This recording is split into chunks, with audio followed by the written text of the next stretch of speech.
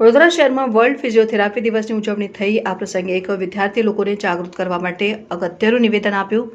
World physiotherapy day નિમિત્તે physiotherapy વિદ્યાર્થીએ એક નિવેદન આપ્યું છે। જીવનમાં ફિઝિયોથેરાપીનું મહત્વ વધી રહ્યું છે। માનસિક રોગ ઓર્થોપેડિક પ્રેગ્નન્સી દરમિયાન ફિઝિયોથેરાપીને ખૂબ જરૂર પડે છે।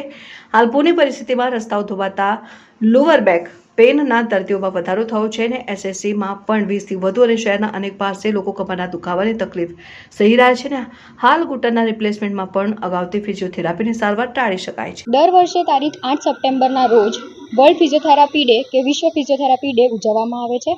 ફિઝિયોથેરાપી એક એવી શાખા છે જેમાં દર્દીઓને દવા દ્વારા નહીં પરંતુ કસરત દ્વારા સારા કરવામાં આવે છે।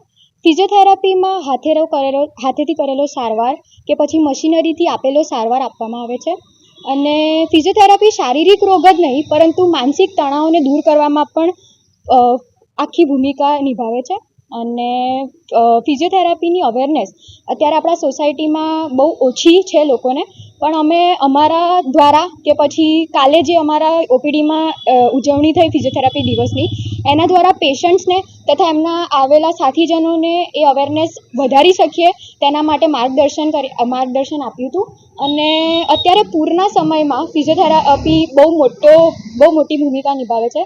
તો પૂરમાં લોકોને બેક પેન, લોઅર બેક પેનના કેસીસ આવે છે, જેથી કરીને અમારી ઓપીડી એને સાજા કરવામાં ફૂલ પ્રયત્નમાં છે। ફિઝિયોથેરાપી આપણા હેલ્થ માટે બહુ મહત્વનું છે, કારણ કે અત્યારે તમે જોઈ રહ્યા છો કે આજના દિવસોમાં ઓલ્ડ એજવાળા વ્યક્તિઓ છે એમને પગનો ઘસારો, ની રિપ્લેસમેન્ટ એ બધી બહુ જ અત્યારે કેસો આવતા હોય છે। તો એના અંદર ફિઝિયોથેરાપીની ટ્રીટમેન્ટ એક બહુ આવશ્યક વસ્તુ થઈ ગઈ છે આજના સમયમાં।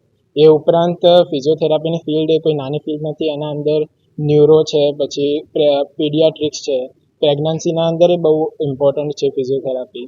એ ઉપરાંત ઓર્થો છે, બીજા ઘણી બધી ફિલ્ડના અંદર અત્યારે ફિઝિયોથેરાપી આગળ વધી રહી છે અને અત્યારે દિવસે દિવસે તમારે ની રિપ્લેસમેન્ટ થાય એના પહેલાં પણ તમે જો ફિઝિયોથેરાપી કરાવો તો એ તમારા ની રિપ્લેસમેન્ટના ઓપરેશન અને સર્જરી છે એ બચાવી શકે છે, તમને એ નહીં થવા દે એમ।